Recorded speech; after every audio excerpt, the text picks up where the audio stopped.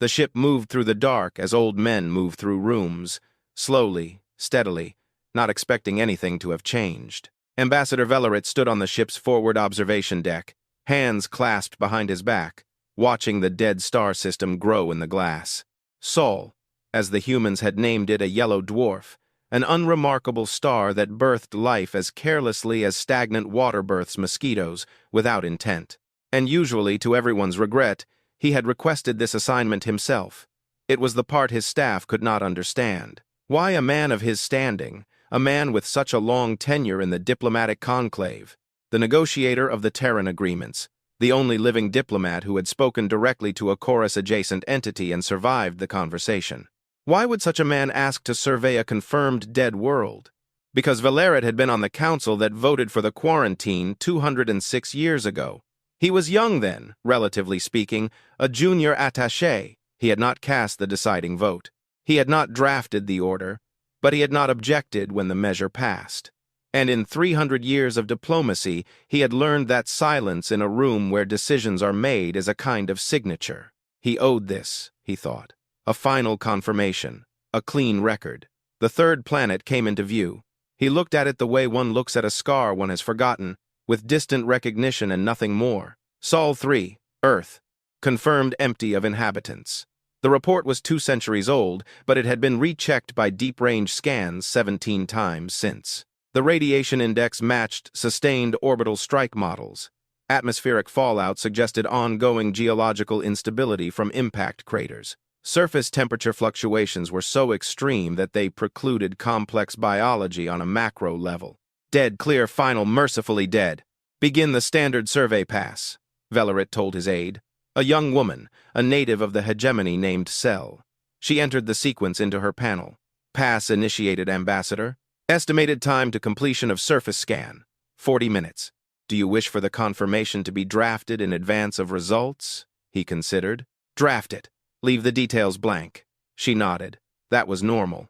Most confirmations for dead worlds were drafted before the pass was complete. The pass was a formality. The results were always the same as the previous 17 scans. The ship hummed. The pass proceeded. Velerit walked to a small side table where his morning tea had gone cold, and drank it anyway. He had spent 3 centuries drinking cold tea. It was in moments like these that there was something almost comforting in it. The voice of the aide, Cell, was not alarmed.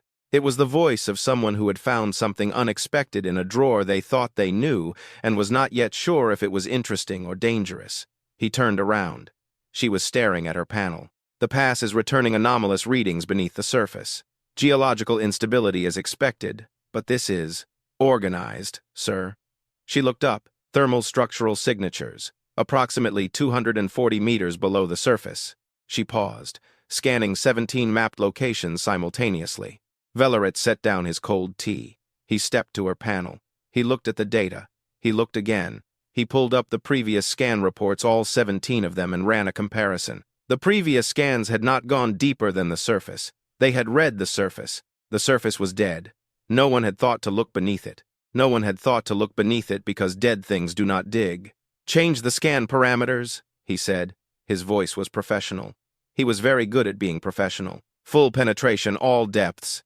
She changed them. The pass restarted.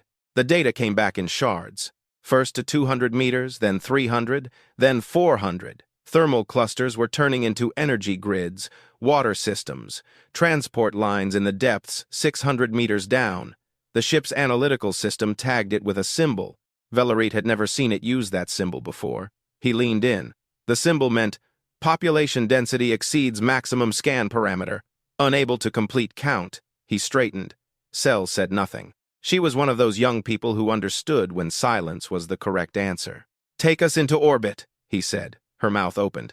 Take us into orbit, he repeated. Same tone, different weight. She did it. The ship descended through the outer Sol system and settled into a tight orbit around the third planet. And the full picture assembled on every screen on the bridge simultaneously, like a puzzle that had been waiting for someone to dump the pieces. 17 surface locations, 11 additional locations that the preliminary pass had missed. Underground architecture spanning 6 of the 8 continental masses of the planet. Power readings that would have placed this civilization among mid-tier states. Members of the Conclave, If those readings had been visible from the outside, they had not been visible. They were, it was now obvious, intentionally shielded. 200 years, Velerit said quietly. No one answered him. The bridge crew watched their screens with the meticulous calm of people who understood that what they were witnessing was above their level of responsibility and below their level of clearance. He did not need an answer. He spoke to the data.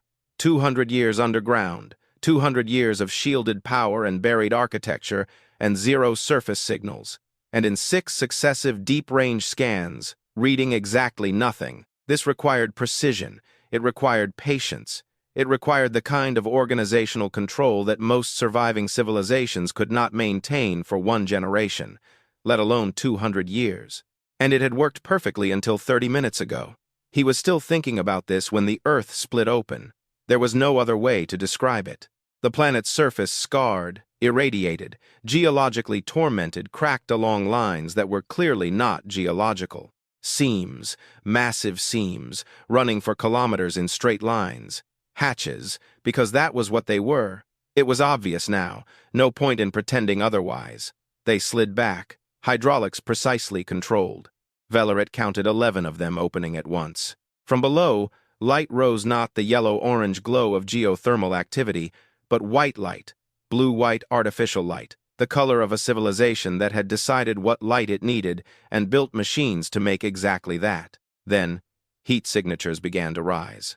People, thousands of them, tens of thousands, were rising from underground in organized movement.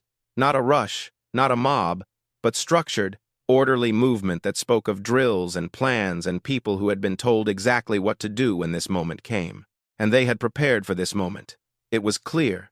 They had been waiting for exactly this. "Ambassador," Cell said. Her voice shifted from cautious professional neutrality to something between impressed and afraid. "They are signaling us. Hegemony standard." He looked at her. "Perfect hegemony standard? Or approximate?" She listened to the signal for a moment. "Perfect, sir. No accent, no errors. Current idiomatic usage." She paused. "Not the standard from 200 years ago. Current standard. The same dialect we use right now." He thought about what that meant. Thought about how a civilization buried underground for 200 years would keep its language current. The only answer was that they had been listening all this time. Silently, beneath the surface of a world the Conclave considered a grave. They had been listening to Conclave communications and updating their language accordingly. "They have been watching us," he said. "Yes, sir." "How long, based on the accuracy of the idiom?" She hesitated. "All of it, sir, I think. All of it. 200 years of listening. Not just surviving, listening, recording, learning, keeping pace with a galaxy that had written them off. From inside a planet the galaxy considered a tomb. He had spent 30 years of his career in halls where civilizations negotiated the terms of their survival. He had seen desperate people, proud people, broken people, and people who became something terrifying in the process of being cornered. He had never seen anything like the form of what was rising from the ground beneath him. "Request permission to land," he said. His aide turned sharply. He felt her anxiety without looking at her. "We came to confirm their status. We will confirm it properly. Ambassador, the security protocols for a first contact. They already know our protocols, Cell." He picked up his cold tea again, set it back down. "Request permission to land." They landed at the mouth of the largest open hatch, in a space so vast that the diplomatic shuttle sat in it like a pebble in the doorway of a cathedral. The air that rushed in when the shuttle doors opened smelled of recycled atmosphere mineral, clean in that specific way that artificial air systems produce. And beneath that, something else, something organic, a faint, subtle green smell of things growing underground. They were growing things underground. Velerit descended the ramp in full diplomatic regalia. Pale robes, the 12 seals of the Conclave on his collar, the silver conducting staff that served as both tool and symbol of his office. He had dressed carefully. He always dressed carefully.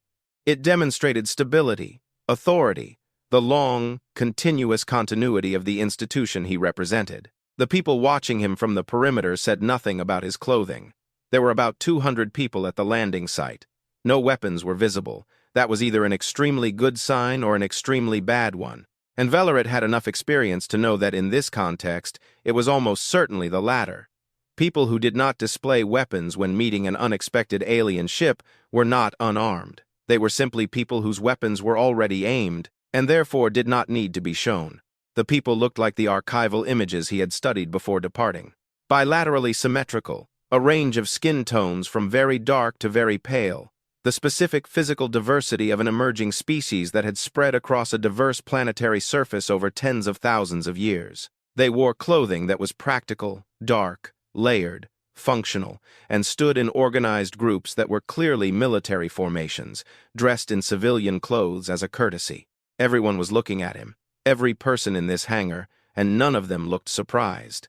They had expected this. They had prepared for this. They had chosen this moment to open the hatches because they had decided they were ready, and not a second sooner. He walked forward. His aide and 2 security officers followed him. His security officers were calm professionals who were clearly performing a rapid threat assessment and finding it mathematically uncomfortable. He stopped at the edge of the perimeter. A woman stepped forward to meet him, older, dark-skinned, with close-cropped gray hair. A face with that variety of constant stillness that comes not from peace, but from exceptional practice. On her neck, on a cord, was something Velerit could not immediately identify. She did not offer a welcoming gesture. She stood and waited for him to speak first. This, too, was intentional. "I am Ambassador Velerit of the Galactic Conclave Hegemony Diplomatic Service," he said in careful hegemony standard. "I am here for a standard survey."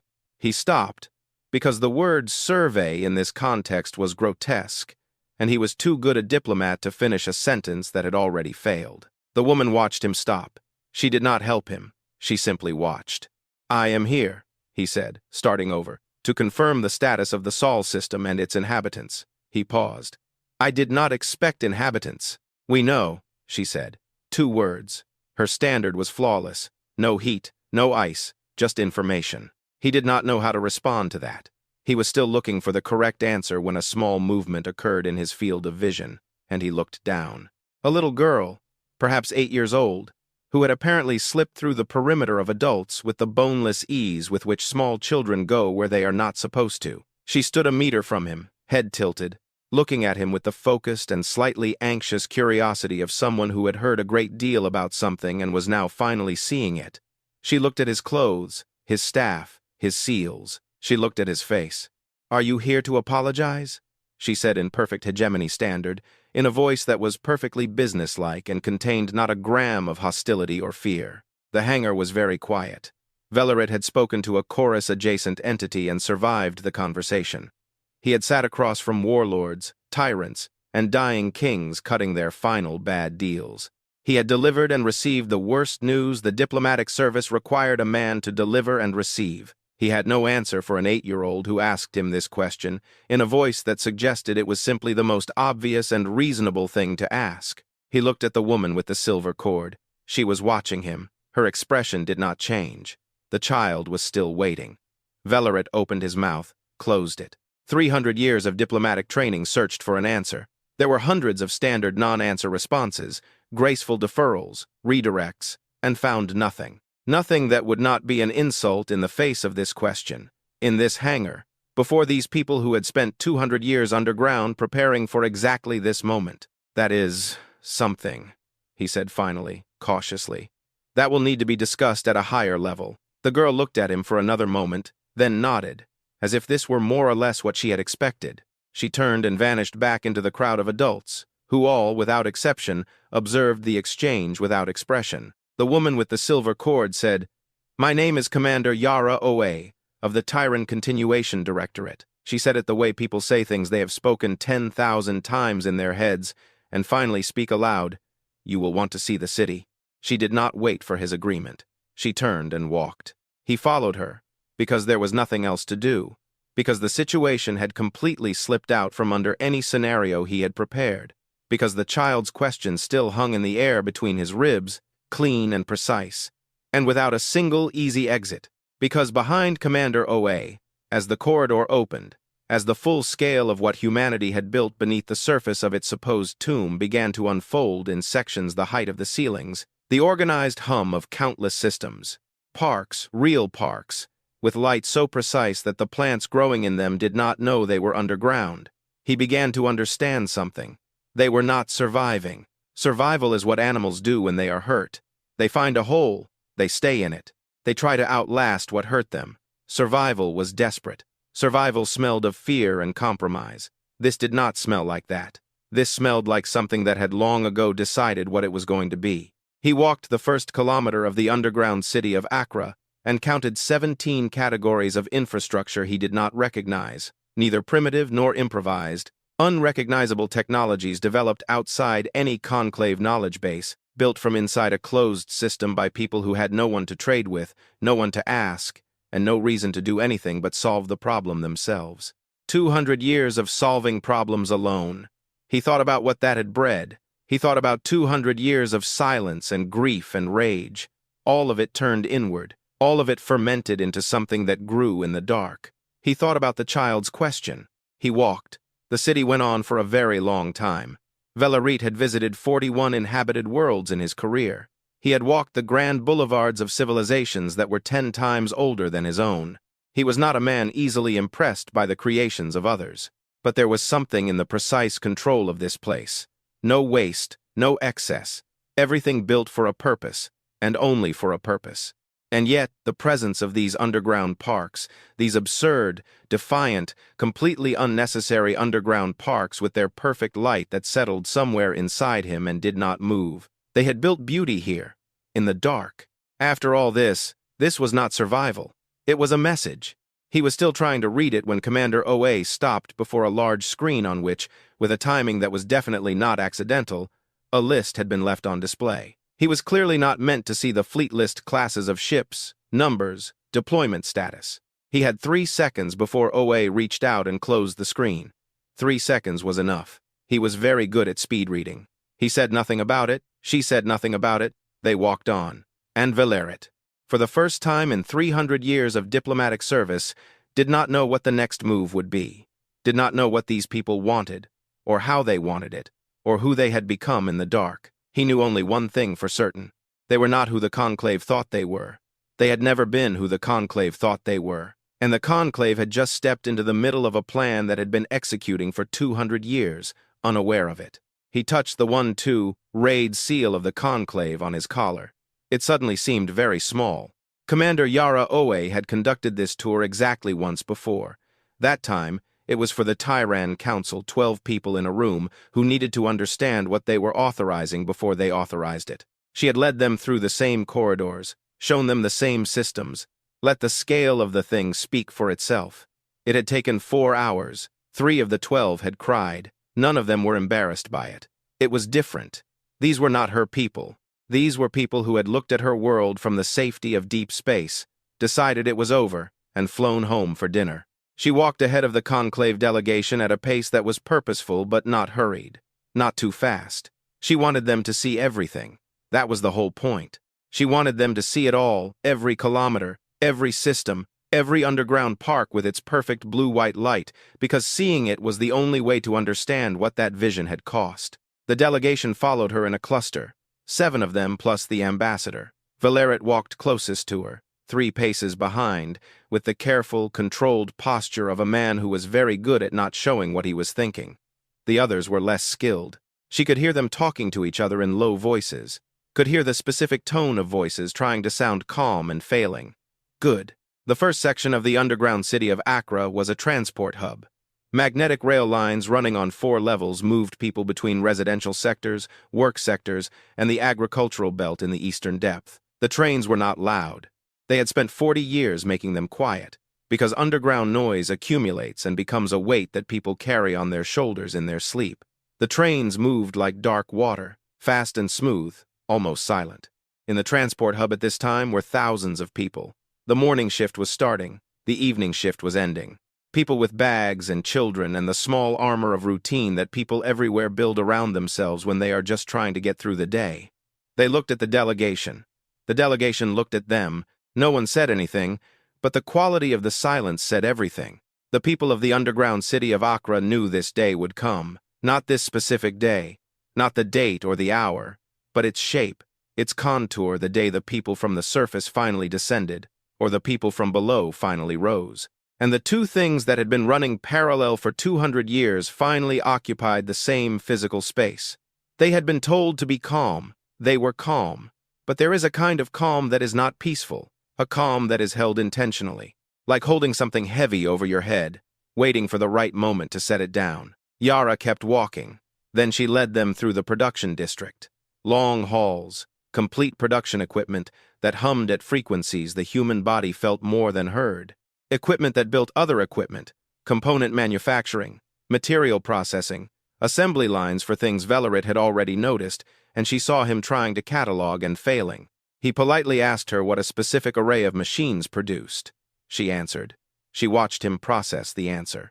She saw him realize that the item being produced was a significant piece of technology. She saw him also politely ask, "Where did the blueprints come from?"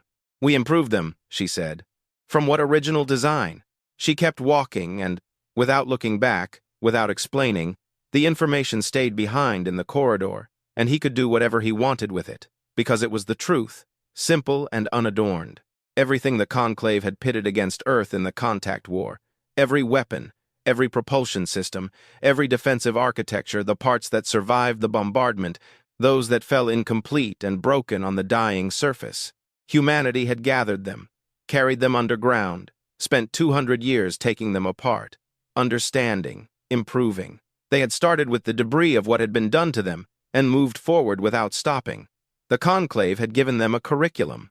Humanity had done the homework. She brought them to the agricultural belt at 400 meters depth because she wanted them to see it and because she knew what it would do to them. It was enormous. Scale was the first thing. The ceiling loomed 40 meters above ridges of crops that stretched for kilometers under light arrays, so precisely calibrated that the plants grew in perfect vertical lines, reaching for illumination they could not distinguish from sunlight. Rice, wheat, vegetables in quantities, meaning that no one in the underground city of Accra ever went hungry. Not once in all 200 years of the place's existence. The air here smelled of growth, of green, of water and soil. Underground, 400 meters below the irradiated surface, it smelled of a field in summer. One of the Conclave delegates, a young, technically minded Otashi with wide eyes who had not yet learned to keep his reactions inside, stopped, simply standing at the entrance to the agricultural belt with his mouth open. Yara stopped and waited. She was generous with these moments because they cost her nothing and built toward what she needed. "How long?" the young Otashi asked. "Has this been here?" "The first agricultural level was completed 83 years after the quarantine," she said. "Before that, we ate processed rations." She paused. "After that, we did not."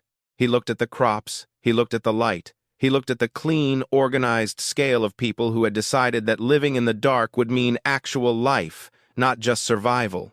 This started. "Enough," she said unkindly. "Let's go." She had a plan for this tour, not a script. She didn't need a script, but a sequence.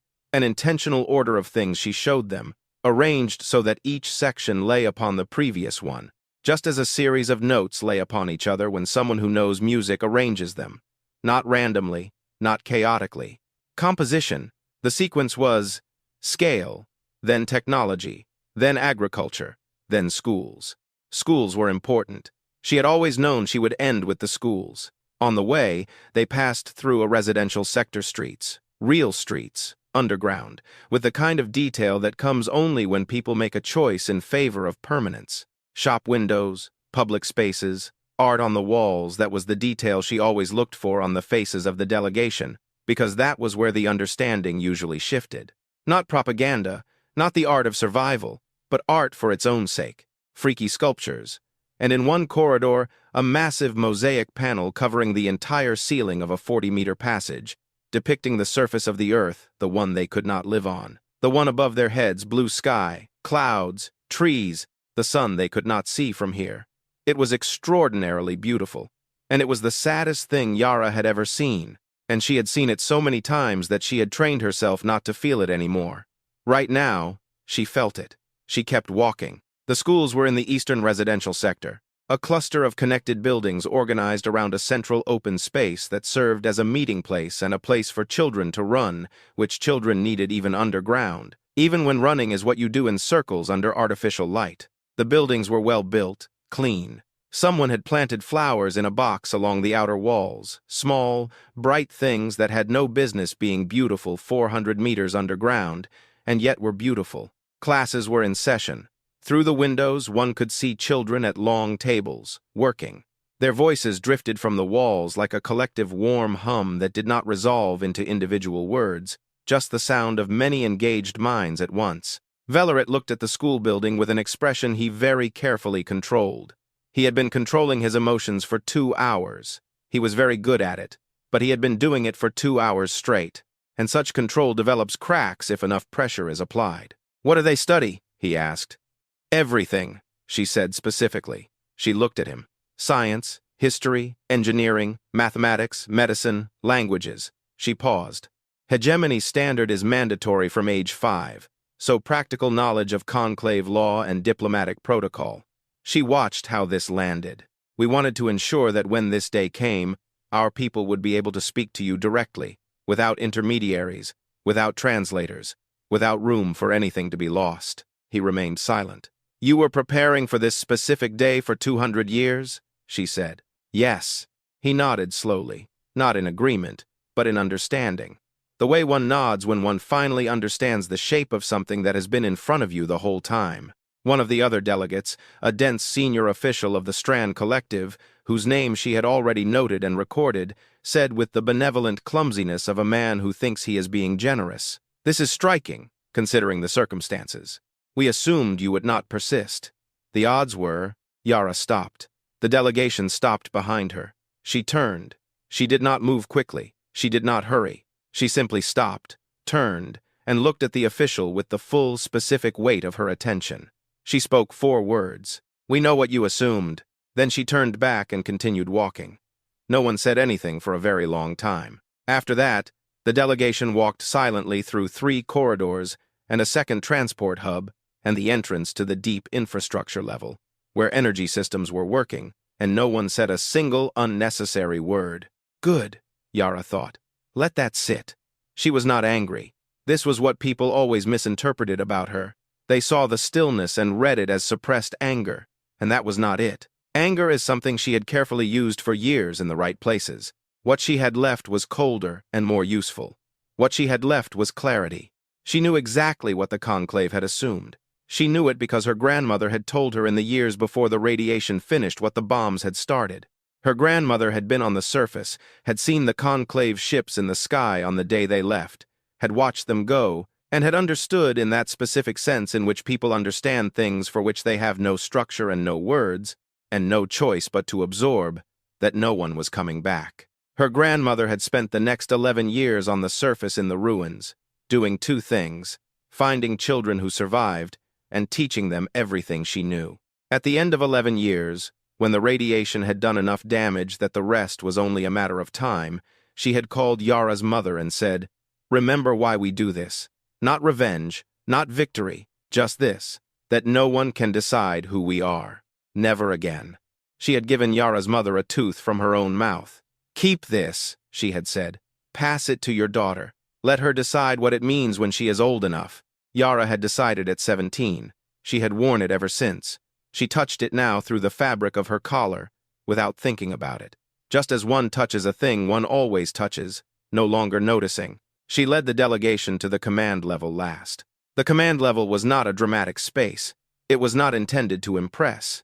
It was a functional room, full of people doing their work with the quiet competence of people who had been doing this work for a long time. Screens on all the walls, tracking systems, communication arrays, a full operational picture of a civilization running smoothly in the dark. And on one screen, a large screen on the eastern wall, a fleet list was accidentally on display. She saw Velerit see it. She saw his eyes run across it. She counted 3 seconds. She had practiced, and then she reached out and closed it. "Excuse me," she said. "That should have been closed before your arrival." "Of course," he said. Neither of them believed the other, and both of them knew it, and neither of them spoke of it. What he had seen in those 3 seconds, 216 ships of classifications for which the Conclave had no engine signature records, his team of analysts would spend the next week unsuccessfully trying to match with anything in the Conclave database. The crew count that placed the Tyran military grouping in the ranks of leading member states, before the Void Chorus had eaten 4 of those member states down to 0. What she had allowed him to see was done so that when the time came, and it would come, and everyone in that room knew it would come, There was no misunderstanding regarding what they were negotiating with. She led the delegation back to the landing bay. The tour had taken 3 hours and 40 minutes. She had planned for 4. She was 12% off what she had planned. Her team would note this. She did not care. At the landing bay, Velerit stopped before boarding his shuttle and turned to her. He had the look of a man who is very carefully choosing his words, as if handling a fragile thing. "Commander OA," he said, "what do your people want?" She looked at him. He was 300 years old, and he carried the weight of everything he had not done 200 years ago in the posture of his shoulders, which she recognized because she carried a similar weight in different places. She was not interested in his guilt. Guilt was between him and his own knights. She was interested in what happened next. "What we want," she said, "is not something you can give us today." She looked past him at the shuttle, at the conclave seal on its flank, at the 1-2 raid symbol that had been in the sky above her grandmother's head on the day those ships left. "But there are things you can give us eventually. We will discuss them when there is something worth discussing." He waited. He felt there was more. There was. "You asked what we want," she said. "Here is what I will tell you for free, Ambassador. We do not want membership. We do not want partnership. We do not want to join a structure that left us here." She said this without anger, without theatricality. "Pure information, edge to edge. We want recognition of what happened, full, unequivocal, on the record, and we want the space to be who we have become, without anyone above deciding what that is." She paused. "The rest is up for discussion, but not these 2 things." He nodded, the nod of a man who had expected something like this and still found it difficult to absorb. Now that it had been said, "I will relay your position," he said. "I know you will." She stepped back. "Safe travels, Saul." She watched as the shuttle closed, as it rose, as it passed through the upper hatch and vanished into the sky. Overhead into the same sky where the ships had vanished according to her grandmother, long ago, in another direction. She stood on the launch bay for a moment, then she touched the tooth on her neck, then she went back to work. 2 hours later there was a council meeting. The Defense Committee was presenting updated deployment projections. The Agricultural Council had filed a request for the expansion of growth crystal arrays in Sector 7. 17 different administrative systems needed her review by the end of the day. A civilization in the middle of changing the shape of its future still needed its paperwork. She went. The landing bay doors closed behind her. The city hummed around her. All of it, trains, fabricators, schools, parks, power systems working deep beneath her feet. All of it continued as it always had, patiently, purposefully. The most ordinary, extraordinary thing in the known galaxy. A people who had been told they were finished, who had answered by building this. She had a council meeting in 2 hours. She did not waste time feeling anything about what had just happened. She saved that for the nights when the light in her room dropped to a minimum and the hum of the city was the only sound. And she lay awake, as always awake, and thought of her grandmother's hands and the soil of the surface, which she had never been allowed to touch. Not yet, but soon. The First World went quiet on Tuesday. That is what no one in the conclave would say after what happened on an ordinary day among ordinary things. The main inhabited world of the Terran cluster, Side, was in the middle of a broadcast when the signal cut off, not during a crisis, not during some grand moment to which history could point later and say, "Here is where it started." The last transmission from IST was a weather report for the northern agricultural territories, calling for a soft wind and a chance of rain. Then, nothing. Deep-range monitoring stations, small, built, low and dark, patient, scattered throughout the outer system like seeds no one had intentionally planted, caught the silence 11 minutes before the conclave's own network registered the loss. 11 minutes is a long time. Tyran analysts used those 11 minutes well. By the time the conclave's emergency channel began to light up, the city of Akra's intelligence division already had 47 data points on what had happened to Sade. By the time the conclave convened an emergency session, that number was 212. Commander Yara Owe read the first report at 3:40 inches the morning in her room in the dark, as she read everything that came in during sleep hours, lying on her back, screen over her face, the tooth on the cord resting on her collarbone. She read it twice. Then she stood, dressed, and went to the operations center, because sleep was over for this night and, likely, for several to follow. The operations center was already full when she arrived. People had come without a call, which told her everything she needed to know about how the room read the situation. When trained professionals come to work before they are called, it means the situation has a shape that everyone already sees. And that shape is not good. She took her seat at the central table. Screens around the room showed emergency feeds of the conclave. Tyron's side had vanished, not destroyed in any way. Sensors could easily interpret. Not bombed, not burned, not broken, just vanished. The planet was still there. The infrastructure still there. The Void Chorus did not waste energy on rubble. It devoured the complexity of things and left shells. Within 2 days, the second world in the Terran cluster vanished as well. Then the third. The joint military forces of the Conclave, 12 capital ships from 4 member states, assembled within 48 hours, which was indeed fast by Conclave standards, and entered the Terran system on the 4th day. They lasted until the 6th day. Yara watched the combat footage with the specific attention of a person who is looking not at the outcome, but at the mechanics. The Conclave fleet fought the way the Conclave fleet always fought, by the book, by doctrine, by careful, measured protocols of an organization that had not fought a real war in 2 centuries of forced peace. Calculated collision, asset preservation. The tactical retreat trigger was set at 30% losses to prevent unacceptable attrition. At 29% losses, the fleet commander ordered a retreat. The Void Chorus did not acknowledge the retreat. It did not pursue. It just kept doing what it was doing. Like a tide keeps doing what a tide does. Regardless of whether things on the shore run or not, the 4th world in the Terran cluster went quiet on the 9th day. In the Terran Council Hall, a room that had been built large enough for this kind of conversation and had waited a very long time for it, the argument began before the council formally took their seats. There were 22 members of the Terran High Council. They were not all soldiers. They were not all hawks. They were engineers, doctors, agricultural directors, and historians. And 3 people whose primary qualification was that they were extremely good at thinking clearly when everyone around them was not. The argument of those who wanted to let the conclave burn was put forward by 7 of them. Yara let them speak every word. Counselor Adis, not a general but a historian. An elderly woman who had spent 60 years documenting what the contact war had cost in generational terms, laid out the case with the cold precision of a person who had spent decades organizing evidence. The conclave had quarantined them.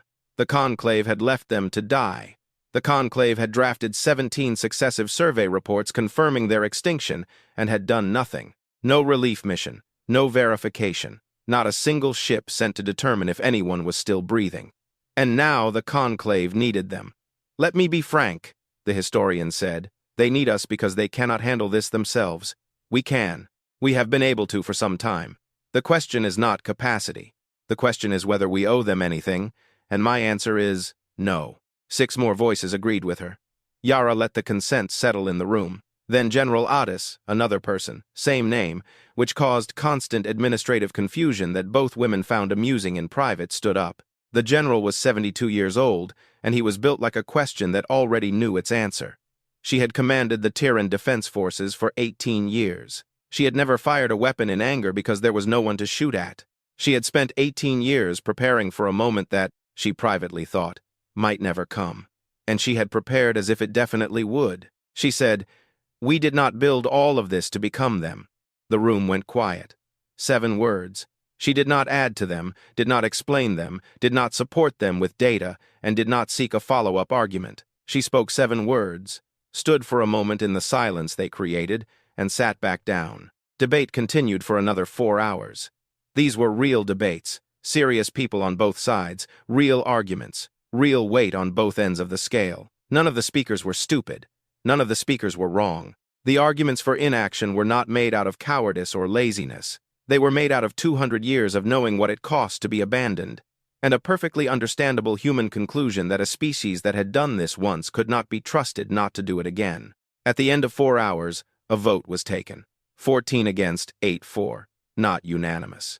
14 against, with 8 people in that room who quietly bore their dissent and continued to perform their duties with full dedication. Because that was the kind of person the Terran Continuation Directorate chose, built, and trusted for 200 years. Yara looked at the result, looked at the 8, nodded once to the historian Adis across the table. The historian nodded in return. Her face said, "I think you are wrong." Her face also said, "I will not be the reason this fails." That was enough. Yara left the council hall and went to her private communications room, which was a small space off the main corridor, with enough shielding that a signal sent from it would not appear on the general monitoring grid. She sat at the only console. She opened the frequency she had been keeping for 3 weeks. Since the day the Conclave diplomatic shuttle rose from the landing bay, she had opened the channel. Velerit answered after 40 seconds. He was clearly not sleeping. He had not slept. She suspected since Side went quiet. He looked at her across the screen with the face of a man who had been waiting for a call, not allowing himself to believe the call would come.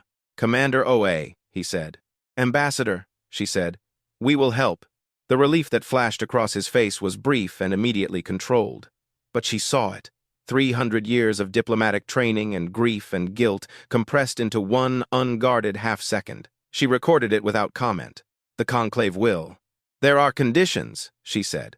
He fell silent, waiting. Full recognition of the contact war as an unprovoked act of aggression against a pre-contact civilization.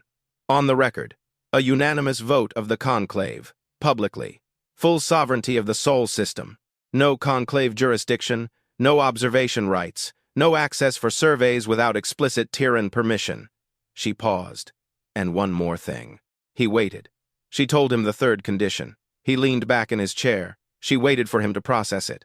She was patient. She had been raised by patient people in a city built by patient people underground, on a dying world. And patience was not something she had to practice.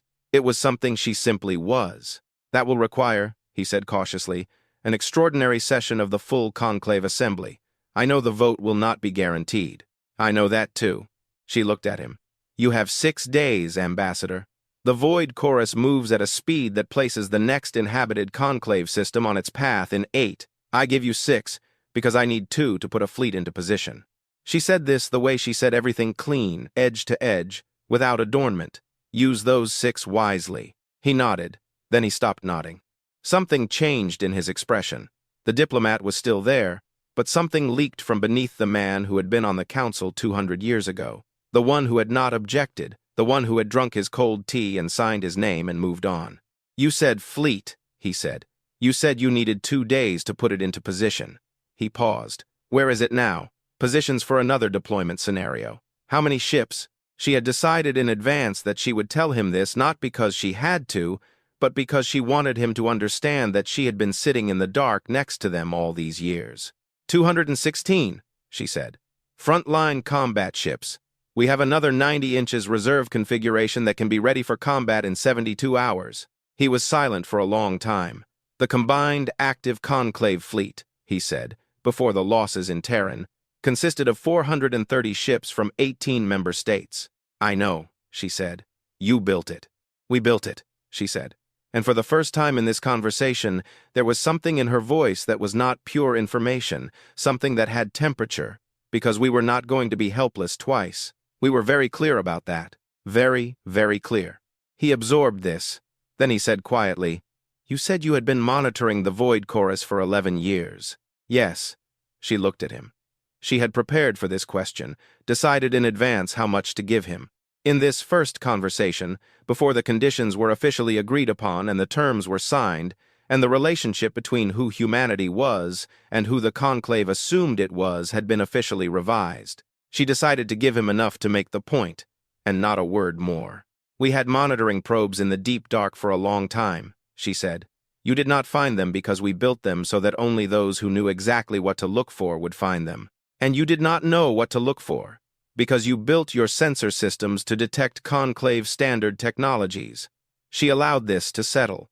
"We are not Conclave standard technology, Ambassador. We have not been for a long time." He sat with this. She watched him understand what this meant, that while the Conclave was conducting 17 successive scans of a supposedly dead world and finding nothing, humanity had been operating its own monitoring network over a significant portion of explored space, quietly, invisibly. For reasons that were now obvious, they were not hiding from the galaxy. They were watching it. "The Void Chorus," he said, after 11 years of monitoring. "What do you know more than you?" "We will share when the conditions are agreed upon," she said. She stood. 6 days, Ambassador. Extraordinary session. Then call me."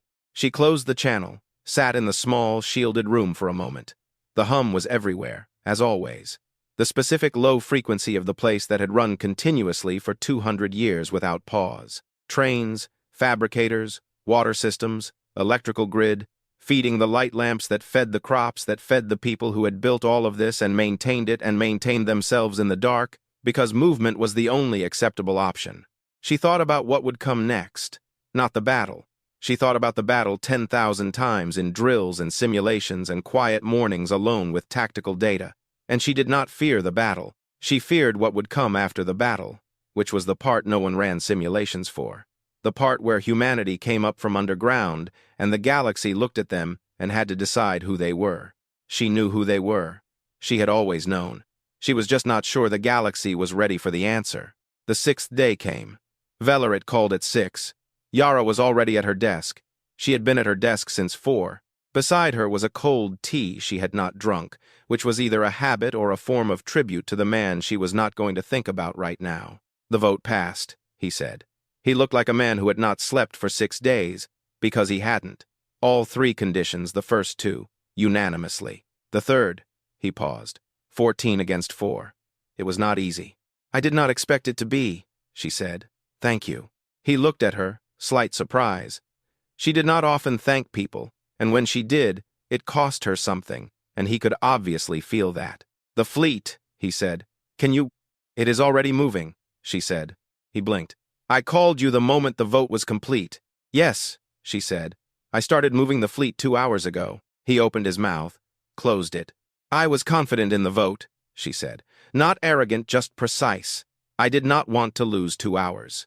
She opened the tactical display on her side of the screen, turned it so he could see 216 lights moving through the dark in formation, already through the outer system, already oriented toward the cluster and what was devouring the worlds there. We enter the combat zone in 31 hours. I would recommend the remaining Conclave ships hold the perimeter and provide communication relay.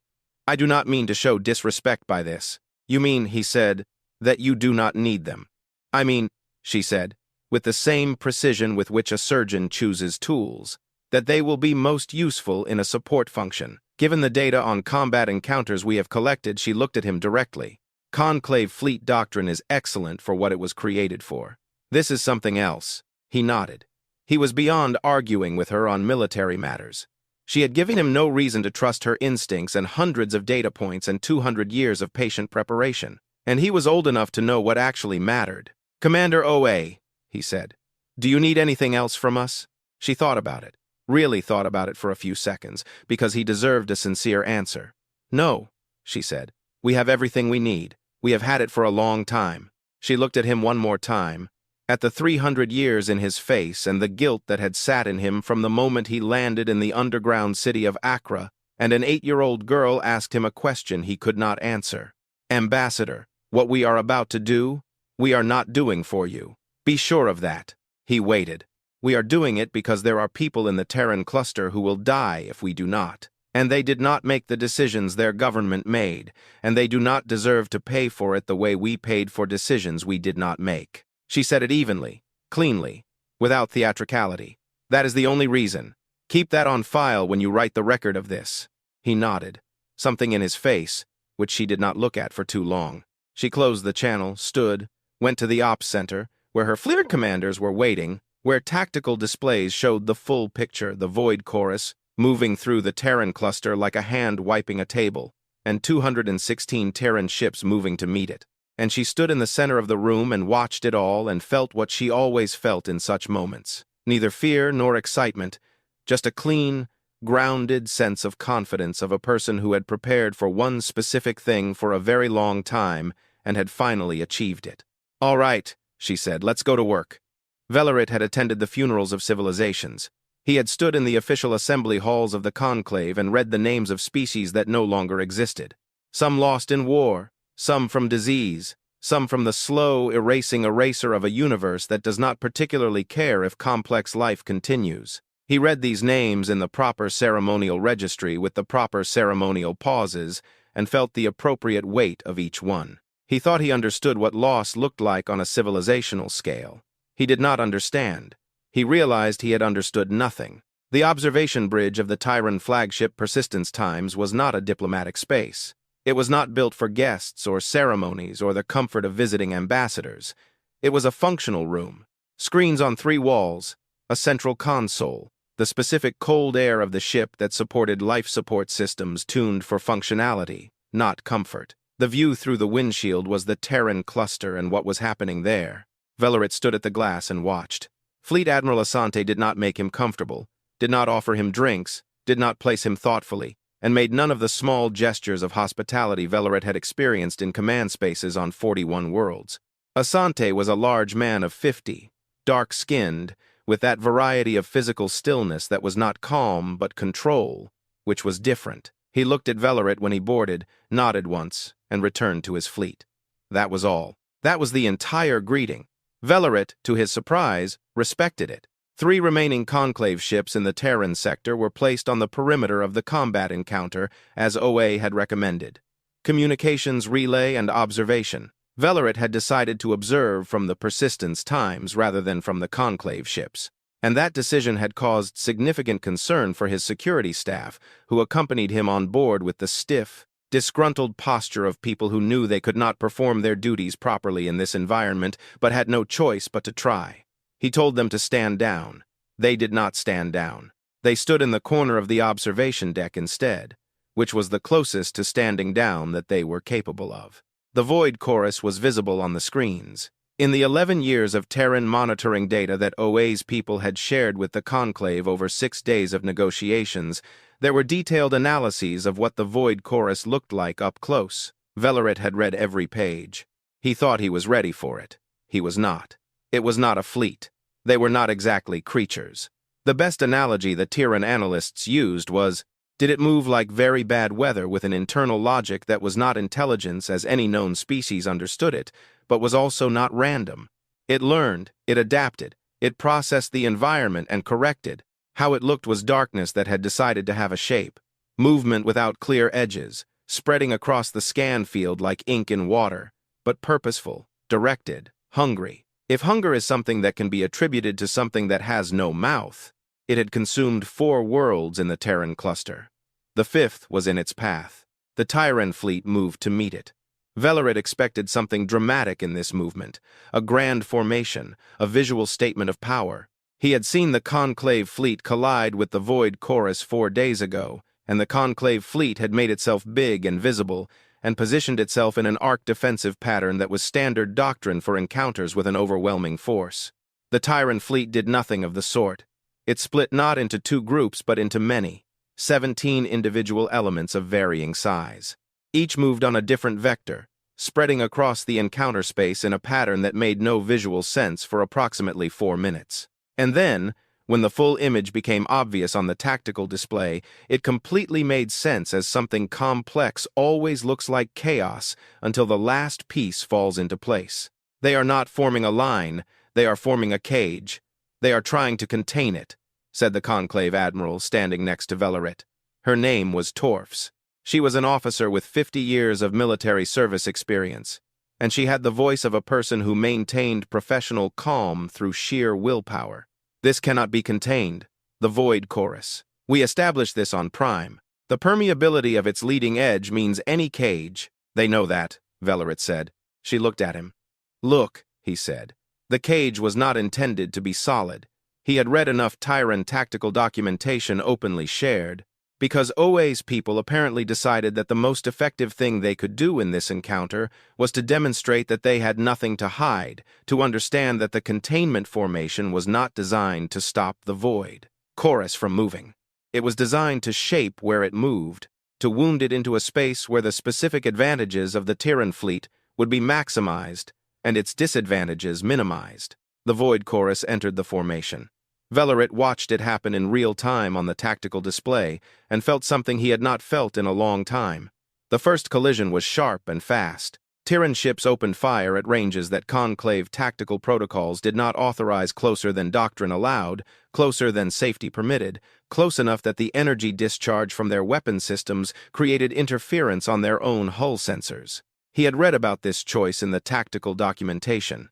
Terran fleet commanders had looked at encounter data from every previous encounter with the Void Chorus and made a calculation. The Void Chorus was less effective against targets that were too close to cleanly track. The decision to be very, very close. The decision was, in a technical sense, insane, and it was also working. Their loss ratio, Admiral Torf said. And in her professional voice, something uneven appeared. Already 12%. Yes, Velerit said. At this rate, keep watching. 12%. Then 14. A Tyran frigate took a full hit from a chorus node on the port side, and the front third of the ship disintegrated in a way that left no ambiguity regarding the crew in that section. Velerit watched this on the screen and felt it the way one feels cold air suddenly enveloping everything at once, reaching a place that had been warm. The remaining 2 or 3 frigates kept moving, firing, still in formation. He watched a Tyran destroyer, a mid-sized ship, the type of ship the Conclave would classify as significant but not irreplaceable. Damage to its main engine that left it moving on partial thrust, heeling to one side. Hull integrity warnings were visible on the frame as a cascade of red on the damage schematic. The correct action, by every doctrine he had ever studied, was retreat and rescue. The ship was compromised. To continue the fight in such a condition was an unacceptable risk to the crew. The destroyer did not retreat. It accelerated. Velerit watched as it happened, 3 seconds before he realized what was happening. And then he realized. And then it happened.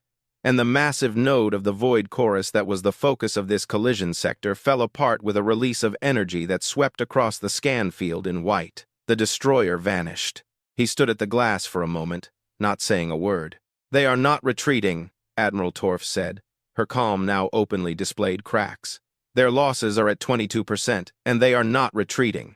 Their own doctrine, I read their tactical documentation. Their own retreat protocol exists." "Their retreat protocol exists," Velerit said, "for an enemy that reacts to retreat the way ordinary enemies react." He did not take his eyes off the screens. "The Void Chorus does not stop because you leave. It keeps moving toward the next target. The Tyran fleet is not fighting to preserve its assets." He paused. "It is fighting to finish the encounter. These are not the same goals." Torfs was silent for a moment. "It costs them ships." "Yes." "It costs them people." "Yes." She had nothing to say. He had nothing either. Silence between them was not comfortable. It was the silence of 2 people from the same institutional environment, looking at something that had come from outside that environment and did not have the right words for it. The Void Chorus shifted. This was the first major adaptation it had shown in the encounter sideways movement, the spreading of its forward density across a wider front, which was a pattern Velerit had seen in the battle footage on Prime. When the Conclave fleet had done this, the Void Chorus had spread and thinned and become impossible to concentrate a collision against, and the fleet had been forced to scatter, and the encounter had dissolved into a series of isolated skirmishes which the Chorus won one by one. He watched the reaction of the Tyran fleet, and his hand, lying on the railing before him, tightened without his conscious decision. They were already moving, not reacting to the sideways shift until after it happened. 11 individual elements of the fleet repositioned 30 seconds before the Chorus made its move, cutting off vectors that the spreading would have required for efficiency, compressing the encounter space back into a concentrated zone before the Chorus finished executing its own maneuver. "They anticipated this," Admiral Torf said slowly. "This is not reaction time. They anticipated this." "Yes." "How?" It was not quite a question. The answer was obvious to both. The Terran fleet had 11 years of data on Void Chorus movement. They had watched every encounter, every adaptation, every tactical shift the Chorus had used on 14 consumed worlds. They had cataloged all of it, and built models, and conducted simulations, and prepared responses to every pattern the data showed. They knew this enemy not from the outside, as the Conclave knew it from crisis reports and emergency measures, and the desperate lurch of an army caught off guard. They knew it from years of quiet, self-sacrificing study while no one was looking, from inside a closed planet, from the dark. The voice of Admiral Asante sounded over the open channel. He was giving orders to the elements of the fleet across several simultaneous threads of communication with the calm of a person watering a garden. Purposeful, measured, every movement was placed. He never once looked at the observation bridge since the start of the encounter.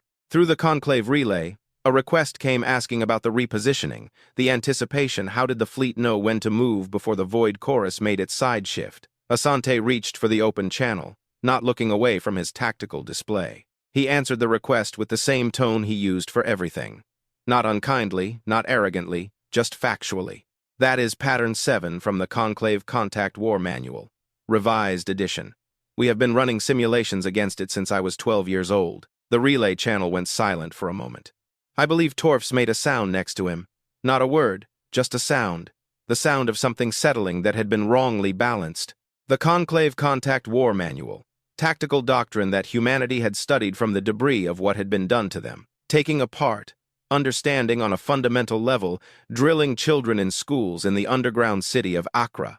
Not because the Conclave was an enemy now, but because understanding Conclave doctrine was the first step to building something that went beyond it. And the Void Chorus had learned its movement patterns from the 14 civilizations it had consumed, most of which were Conclave members, all fighting with Conclave-adjacent doctrine. Therefore, when the Void Chorus used the Conclave sideshift model, the Tyran fleet saw the Conclave sideshift and reacted before it had fully formed. 47 years of simulations working against models that the Void Chorus itself had learned from previous encounters and was now using as its own.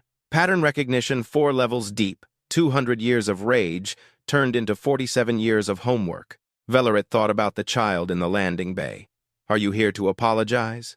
He thought about the schools with their flower boxes 400 meters underground. He thought about Commander Oe at 17, deciding what her grandmother's tooth meant, deciding what it was for. He thought about everything built in the dark when you are left there long enough. The encounter broke at 19 hours. Not because the Void Chorus was destroyed, it wasn't. That was not something that is destroyed cleanly, but at 19 hours, something changed in its movement. A stutter, a pulling back of density from the front edge, a behavioral shift that Tyran fleet analysts heard in the background of the command channel. Voices, fast and precise, identified in real time as a response calibration.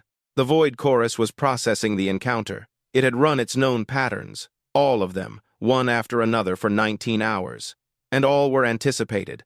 Every adaptation was met. It had consumed civilizations by being the thing that learned the fastest of anything it encountered. It had never encountered anything like this before. It retreated. Not a flight, not a defeat, a retreat into deep space, regrouping, behavior that Tyran analysts had already classified and were discussing the consequences of on the open channel. Velerit listened to them discuss it with the speed and precision of people who had thought about this specific question for years and were now working with real data instead of models. The fifth world in the Terran cluster was still there, not exactly saved. The Void Chorus was not done with it, but it was still there, which was more than the previous 4 could boast. The Tyran fleet held its position, did not pursue. Fleet Admiral Asante ordered a full damage assessment and recovery operation with the same business-like calm with which he treated everything else, and the fleet began the organized work of counting itself. Velerit was conducting his own count.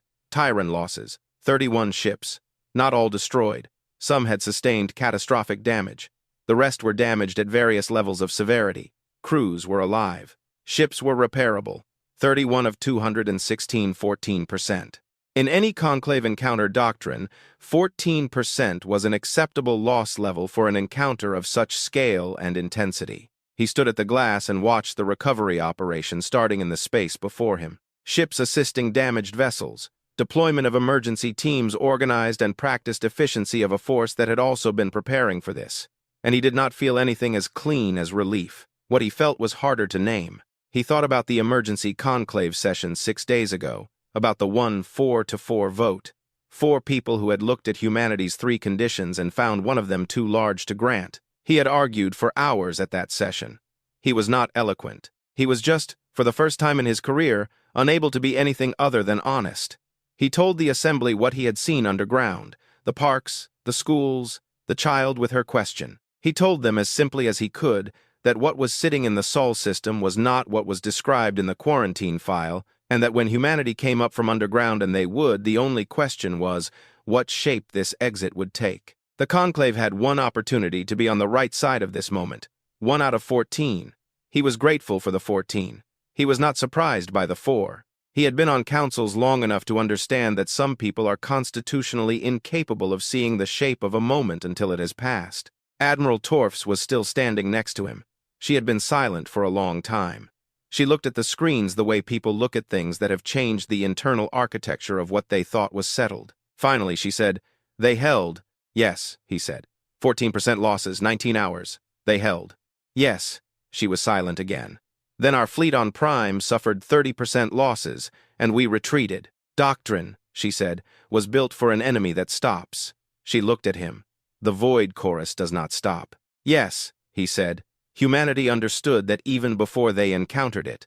They built a doctrine for an enemy that does not stop, which required them to also become something that does not stop." He looked at the screens, at the 31 damaged and destroyed ships, at the fourth world still sitting in the Terran system. Still there. The price of becoming that is what you saw in those 19 hours. She had nothing to say to that. He didn't either. He remained on the observation bridge long after that, watching the recovery operation, until the cluster star passed behind the edge of the windshield, and the screens showed only the dark and the fleet working quietly in it. Then he went to write his report. He wrote it carefully. He wrote it in that specific way he had learned over 300 years of service. Only then did reports of this kind have any meaning, not as confirmation of what the Conclave already believed, but as an honest account of what actually happened. He wrote about the 19 hours. He wrote about Pattern 7.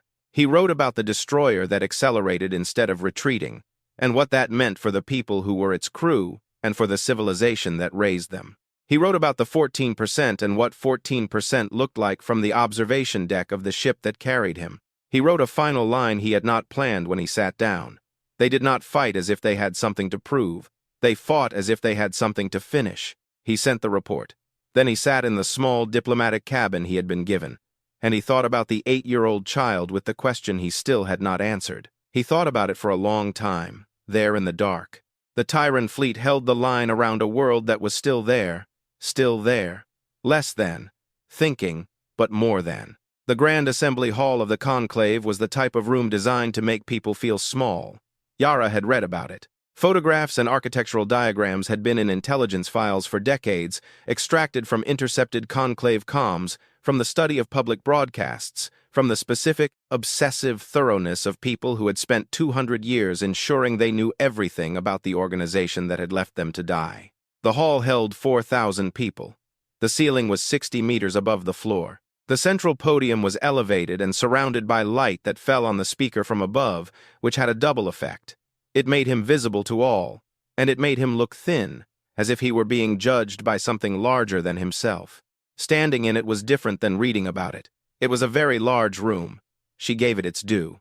She arrived without a fleet escort. 1 shuttle, 3 aides, and her own 2 feet walking along the landing platform in clothing that made a statement without making it dark, simple, practical, the same clothing she wore on workdays in the underground city of Accra.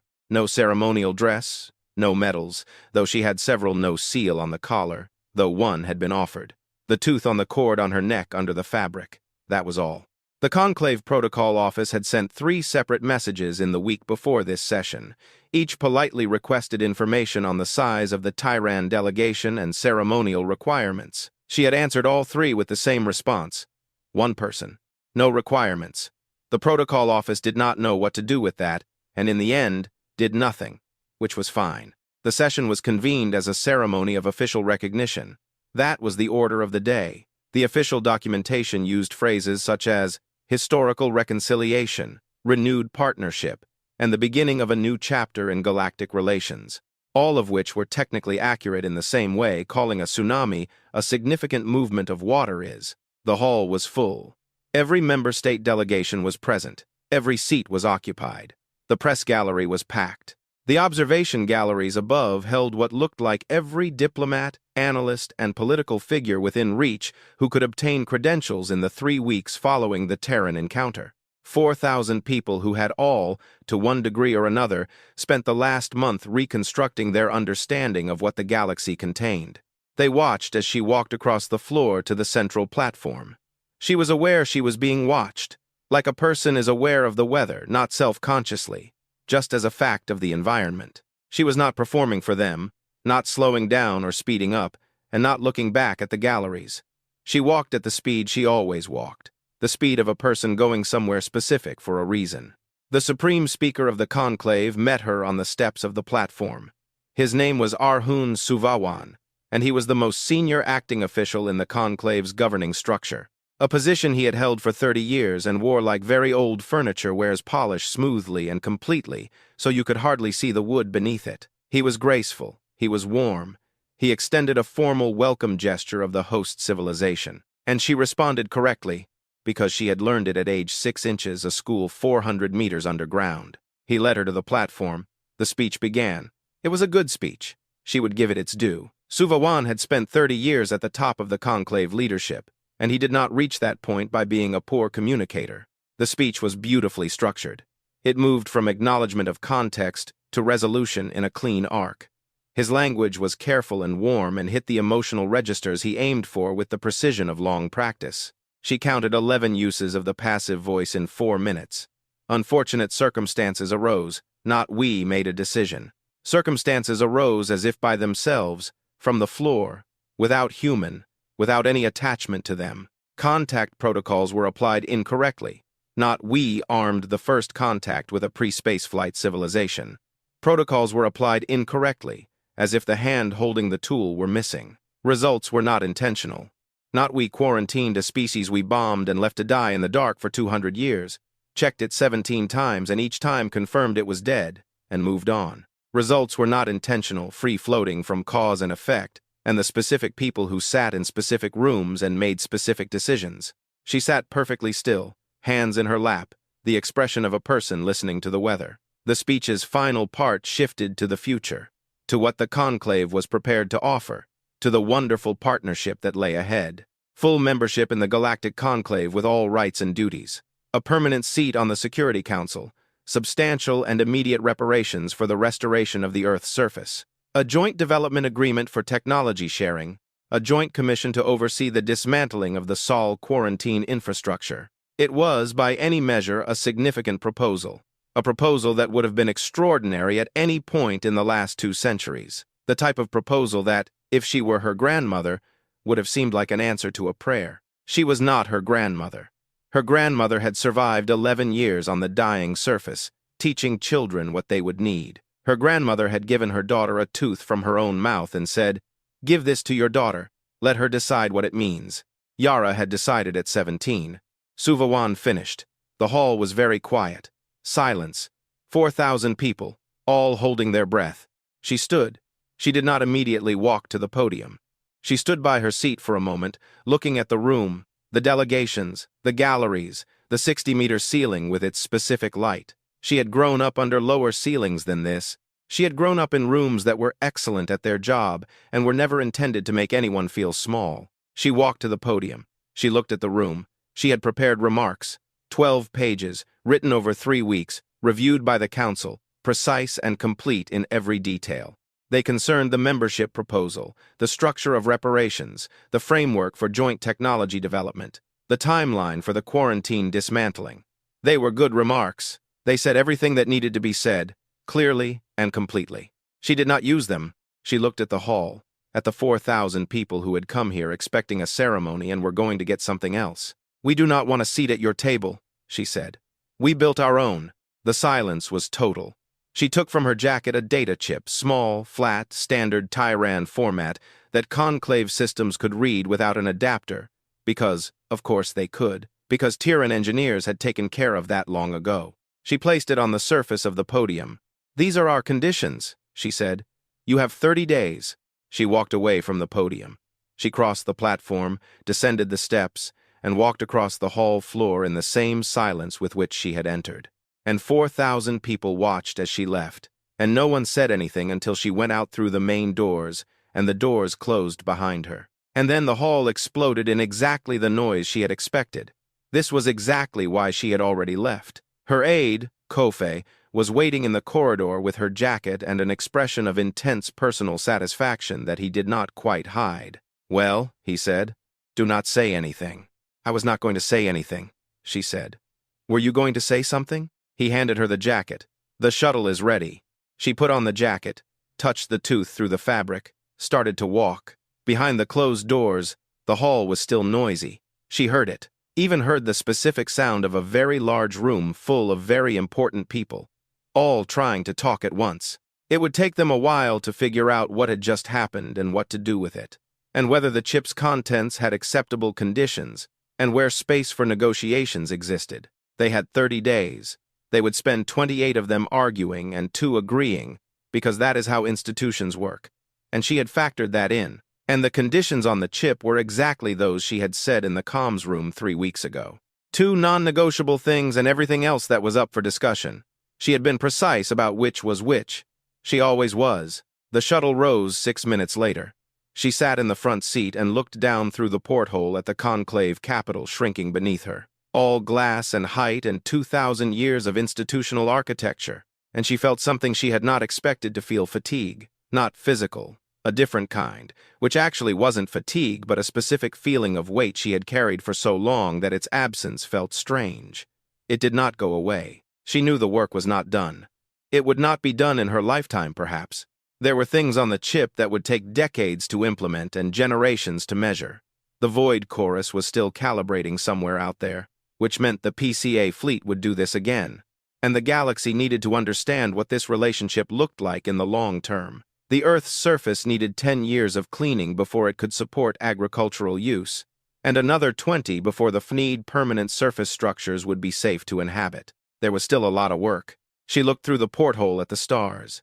She thought about her grandmother, which she usually did not allow herself to do during work hours. She thought about the 11 years on the dying surface, about the tooth on the cord, about what it meant that the girl to whom that tooth had been handed was now sitting in a shuttle, leaving the conclave capital after placing a data chip on their podium and telling 4,000 of the most powerful people in the galaxy that they had 30 days.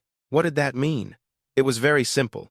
It meant that the tooth had been for something all along. She fell asleep in the shuttle, which she had not done for the last 3 weeks of workdays and nights, and slept without dreams. And Kofe covered her with his jacket and did not wake her for 7 hours. And when she woke, they were almost home. 6 months later, on a morning that would have been late spring if the surface had been habitable, the first restoration teams went up. Not military. The military had done its part. These were engineers, agricultural specialists, soil scientists, and cleanup crews with equipment that had been specifically designed for this, developed underground over years by people who had always intended to use it exactly here, exactly for this. Restoration began in what had been the metropolitan area of Accra. This was not arbitrary. The largest of the underground cities was directly beneath it. The people who had built it underground had built it beneath the place they had come from. And when the time came to leave, they returned to the same ground. Radiation-fighting drones went first. They flew low over the surface for 4 days, methodically overlapping their coverage. Like you wash a floor not once, but twice. Not twice, but 3 times, until the instruments said the numbers had changed enough to permit the next stage. Then the soil working groups, then the planting crews, who brought seeds preserved underground for 2 centuries, not in storage vaults, not in cold stasis chambers, but actively maintained, grown in rotation. Every generation of seeds descending from the seeds that were carried underground in the first year and had continued ever since. 2 0-0-year-old seed lines. Every harvest was replanted, nothing was lost. Yara stood on the ridge above the Accra Valley on the 4th day of planting operations, and for the first time, looked at it. She had seen photos. She had seen geological surveys and cleanup progress reports, drone videos from every angle. She had processed the data of this place for years. Its radiation index, soil composition, topography, historical records. She knew it the way one can know a place completely without knowing it. This was different. The sky was bigger than she had expected. This was the one thing no one had told her and for which she could not prepare, that the sky is not a ceiling, but an absence, space that does not end. Blue, gray, with high clouds, with that specific pale quality of a world that was still healing. And it went up and did not stop. She had lived her whole life under ceilings, good ones. Ceilings she had never judged, because they were necessary and because what was beneath them was worth protecting. But they were ceilings. This was not a ceiling. She stood in the wind, a real wind that moved across her face with careless abundance, something that had no idea that it was extraordinary, and watched the teams below, in the valley. Thousands of people working in organized lines across freshly plowed soil. The first people to work on the surface of the Earth for 200 years were doing it with the calm efficiency of people who had been preparing for this specific task for so long that it felt like returning home, not like arriving somewhere new. Because a group of children moved across the perimeter at the base of the ridge, a school group, she could see the teachers on the edges, maintaining the loose boundaries that kept the children somewhere within reach of where they were supposed to be, without breaking the essential chaos of a pack of young people experiencing something for the first time. The children were elbow-deep in soil within 3 minutes of arrival, which was predictable and right, and that is exactly what soil is for. One girl of 8 or 9 crouched on the edge of a freshly plowed plot, pressing her hands palm down to the ground, not digging, not planting, just pressing her hands to the dark earth with the concentrated stillness of someone who is very attentive to something important. She lifted her hands and looked at them, looked at the earth on her palms, turned them over, looked at the sky. Yara watched this from the ridge and felt things rising in her chest and moving through her throat and settling behind her eyes. And she allowed it to be, because here, above, no one was looking at her, and because some things deserve to be fully felt when they arrive. Her whole life she had carried things to this. The tooth, her grandmother's hands, the 11 years on the surface, and what had been built from them underground, and 200 years of patience, which was not really patience but purpose, slowly burning from generation to generation, passed in schools and at dinner tables in that specific sense in which people in the underground city of Accra touched each other's shoulders when they passed in the corridors, something her grandmother apparently did, too, which Yara had not known was a habit she had inherited until someone pointed it out when she was 30. 200 years of things carried forward. Finally to this, the girl's hands in the first clean soil. She lifted her hand and touched the tooth through her jacket, held it for a moment, felt its specific shape, the one she had memorized so long ago that she did not remember memorizing it. Then she let it go. She looked at the valley below, at the teams working in organized lines over dark soil, at the sky that did not end, at the children in the soil, at the ridge beneath her feet, which was the surface of a planet that had been declared dead and had refused to comply. The Conclave had 30 days by the terms of the chip, and they had used 28 of them for arguing, and then the work of building what followed would begin, which would be complex and long, and full of the specific friction of new things finding their shape. There were 4,000 things to negotiate and 17 categories of disagreement. And the Void Chorus was still somewhere in the dark, conducting the slow calculation of its calibration, and her fleet needed replenishing, and the cleanup schedule had already encountered its first delay in Sector 3. And the Council had requested a briefing on the technology sharing structure for which she needed to prepare by the end of next week. There was still a lot of work. She stood in the wind on the ridge above the Accra Valley and watched the girl in the soil and the sky that did not end, and she inhaled the specific smell of the surface. Mineral, cold, distantly green, the scent of beginning things. And she spent exactly as much time as she needed. Then she turned back along the ridge to the base camp, back to work. The earth did not tremble under her feet. It never had a need to. The tremor had always been in those who watched this world from the safety of deep space. Those who assumed silence was the same thing as death, that 200 years underground was the same thing as gone.